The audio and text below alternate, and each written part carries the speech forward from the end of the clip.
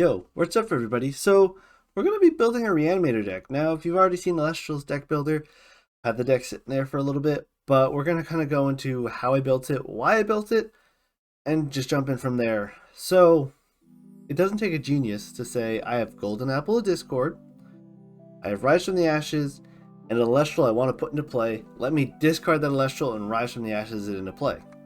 That right there is the core strategy of what we are trying to do. What's our threat that we're trying to drop into play? We'll get there in a second.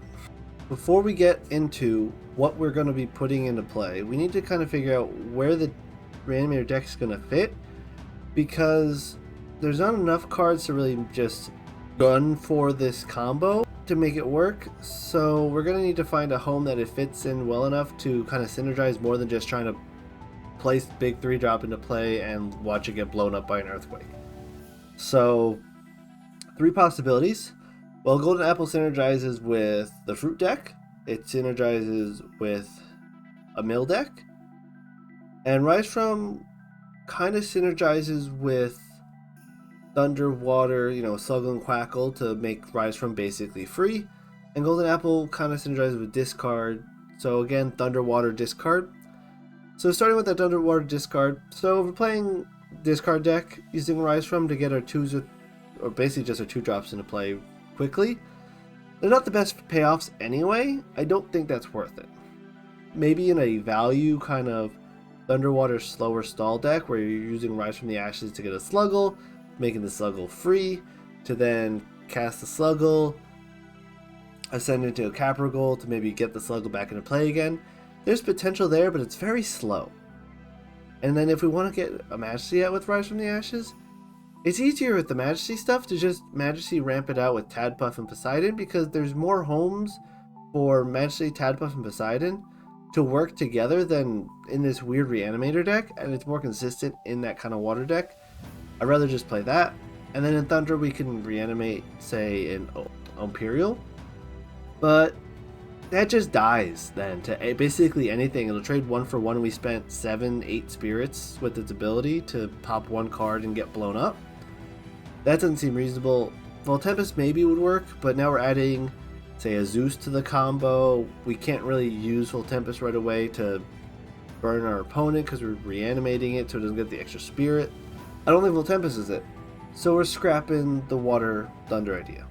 Then there's, again, the Mill idea, where, surprisingly, Rising From a Cinder is pretty decent when you have some Nexus cards in your deck to, say, Rise From Cinder, Kinleo, Nexus to Cinder, blow something up on your opponent's board, mill another 3. It's not that terrible, and the cards do synergize decently well, being Invoke Runes with Humbust. But that's not what I want to do to the deck. I want to just drop something big, stompy, and threatening into play as early as possible. So that brings me to the Fruit deck, and this is where I landed on. So in the Fruit deck, we are playing Earth, so we get access to some decent Earth threats. We can reanimate Centaur, we can reanimate Sakurasaur. Why Sakurasaur we'll get to in a moment.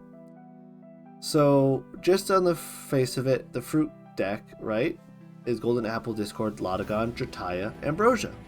So Golden Apple, one of the issues with Golden Apple is our second and third apples are almost worthless with how expensive our deck is, that trying to reanimate a second threat in the same way is going to get us basically KO'd and maybe just double eruptioned out of the game. But with Lotagon, turns our extra apples into really strong removal and disruption tools. Lotagon itself is a pretty decent target for Rise From the Ashes. If you can discard Lotagon early and then play some Ambrosias and Dratayas early as with that to kind of refill your hand and blow stuff up on your opponent's board, it's pretty strong. If we play Drataya, ascend Drataya into Lotagon and then Rise From the Ashes to Drataya before playing our Ambrosias, that's another way to refill our hand and kind of combo off, so Rise From doesn't necessarily need Golden Apple in this deck to be really powerful. And then Ambrosia is just a good way to kind of refill our our Spirit deck, which is going to need a lot of work with how much Rise From the Ashes cost. So that's the core of the deck. Now, to add what we're doing, we're going to reanimate Centaur and Sakurasaur and Lotagon. Why those 3 cards? So, starting with Sakurasaur, we can expend to draw 2 cards, which is going to be very relevant. We're playing a combo deck. We want to draw as many cards as possible, and with the 6/8 body, it's decently threatening, and a lot of the time it'll be an 8/10 because we're going to draw into a Foley Forest that we're running because we're playing Centaur. So Centaur with Foley Forest is a pretty easy way to get a card into play that will protect Centaur. We can keep Centaur on board for a turn against basically anything except Boombat and Kinleo, and then use Centaur's ability to, enchant on our turn with it, and then disenchant to blow something up. Kind of doing the same thing Lotagon would, just slowly clearing their opponent's board out to then start attacking in for big stats. And if they don't get a counter into play, we could potentially just stomp over everything for a turn or two with Centaur before they get a chance to respond. So that's the deck. We're going to draw lots of cards and hopefully get Centaur or Lotagon to play and just start blowing up our opponent's board as soon as possible, hopefully with some protection. Let's go jump in the deck list and see kind of how the rest of the deck functions and builds from there. But before we jump into the deck list, I do want to say, if you're wondering where have you been, I've been making a bunch of shorts. I have a series going of Elestrals in 30 seconds, going over hopefully every Elestral in the game in 30 seconds or less, give or take. And they've been super enjoyable to check out, so please go check those out if you've been wondering what I've been up to. And hopefully, if you noticed in this video, my editing game has been up to quite a bit. I'm saying this post-editing or pre-editing hopefully came out good. So if you appreciate my effort, please give me a like, subscribe, and go check out my shorts. I think they came out pretty good. Onto the deck list. So here's the deck list on Elestrals DB. As I mentioned, link for this will be in the description. So we have 3 Rise from, 3 Apples. That's core of a deck. 3 Centaur. We're trying to get the Centaur out. We're running 9 2 and 3 drops in our deck, which is about 7 more than most people do. Most people run maybe 2 or 3. So we are running a lot, but again, we have ways to get them out. We have basically 3 of everything in fruit, 3 Estrabbit. So again, we're playing a combo deck. If we play Estrabbit turn 1, we might be able to find the missing piece of our combo, or maybe just wall for a turn. We're probably never going to ascend off the Estrabbit, but it is a way to kind of filter cards. Maybe if we don't get the combo turn 2, we can re-enchant it turn 2 and dig for more stuff. There's a possibility there. So Estrabbit's been a pretty good consistency tool in this. The weird stuff starts basically here. So 2 pandas. Panda is basically a way to recast Ambrosia, recast Rise from, recast Golden Apple. So if we get a Lotagon in play, we have Ambrosias and Golden Apples in our Underworld already. We can use Panda to just recast those, do some damage, do some disruption to our opponent's board. Giraflora, one of. So I just wanted to test Giraflora out, and I originally had 2 Giraflora, 1 Pandaston just to test Giraflora out. And Giraflora does enough where it's like, I definitely want it in the deck, but it doesn't do enough that, I can really find it consistently as a home. But it's great as finding Pandaston back out of our Underworld after using it to recast Ambrosia or Apple or whatnot. We're pretty invoke heavy, so it's a good way to slowly get Panda back. It's a way to get Drataya back before we start doing some more Ambrosias and drawing cards. So it's honestly, rather than running 3 pandas, one of those pandas is just a giraffe instead. And it works really well, and I'll get to some more interactions in a moment. Drops of Leaf, don't mind the 1 cost here, it is 2 cost now. That should be a little out of date, but we're trying to combo off. We're drawing lots of cards. It's a great way to ship cards we don't need in our hands, or extra Foley Forest to potentially draw, and find our combo pieces. Nectar Gods, again, same thing, we're just trying to draw stuff, get our combo pieces. And the last 3 cards here, 2 Thunderstorms. This is to just disrupt our opponent's back row faster. We're basically always going to draw a Thunderstorm, so kind of 50-50, some of their back row stuff to blow it up when it's face down, hopefully get their poison tipped arrows or the shields out of the way so we can start attacking. It's very useful, and we basically always will have access to one of them in our hand with how much we're drawing. Shield of Achilles, again, old cost, don't mind it too much. We might have to play Drataya defense turn 1 and just pass. Shield kind of helps with that. Shield's always useful, so having at least 2 shield in the deck when we're going to almost always get 1 in our first turn from all the draw power is decent. And then Foley Forest, which is here for Centaur. Originally, I only ran 1 or 2 when I was testing it. I find actually just running 3 of is perfectly fine because a lot of the time we do just play Drataya pass turn, or Panda pass turn, or Draflora pass turn. Holy Forest gets them to 5 defense, which makes them a lot more likely to live. It turns our Succursor into an 8-10, which is huge. Our Centaur is huge with it, gets protection. Lotagon turns to a 9-10, which is huge.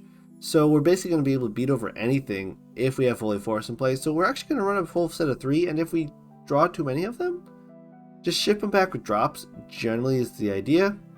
We get a lot of cards in our hand. So now what are we doing with this deck again? We're reanimating. So strategy 1 is get Centaur or Lotagon into play, with either just ascending from Drataya to Lotagon or actually doing our Rise from combo. It's not super consistent, unfortunately, even with all of our draw power. So we added Succursor, which is more draw power. Now Succursor, again, we play and we get some more draw power. We can generate either with this deck, we either are going to generate walls of stuff and slowly pick apart our opponent's back row, or we're going to make walls of stuff that our opponent can't answer because we're picking apart everything.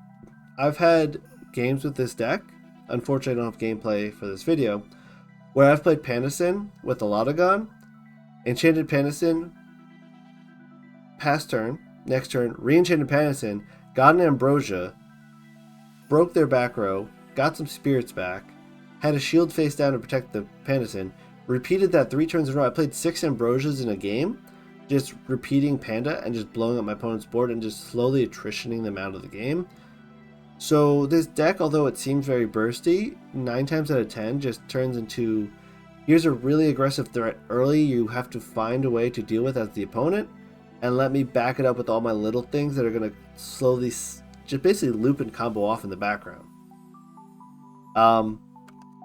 That's the deck. I have a spirit deck here of 14 and 6. 15 and 5 works too. I've gone back and forth with this deck. But it's a very fun, just if you like combo decks, if you like bringing back stuff from the underworld, really fun deck. Or you can just play it in like as a fruit variant. I think Control Fruit's definitely a better version of this like fruit deck, but when you're going for like big flashy, I want to play Centaur turn 1, scare your opponent out of nowhere if they don't know what's coming, it's a really fun deck. So I would suggest try it out, play it a little bit. It's been super fun. Unfortunately, I've only been able to play it on the alpha of the test play app, so I have no footage that I can share with you guys. But the deck works. The deck works really well, and if you see my cracking combo deck, it works similar to that deck, where instead of with cracking making a giant like 6 or 7 spirit like Aphros as your backup strategy, you have an actual legitimate fruit deck backup strategy to the reanimation combo stuff, which makes it really fun and consistent. Just watch out for getting Eruption 3 times.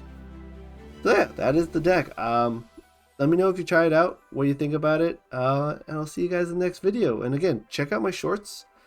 I think I did a pretty good job on them. I don't want to toot my own horn, but you know, if you're wondering where I've been, it's mostly been making those and just trying to up my editing game. So I'll see you guys in the next video, and like, subscribe, and peace.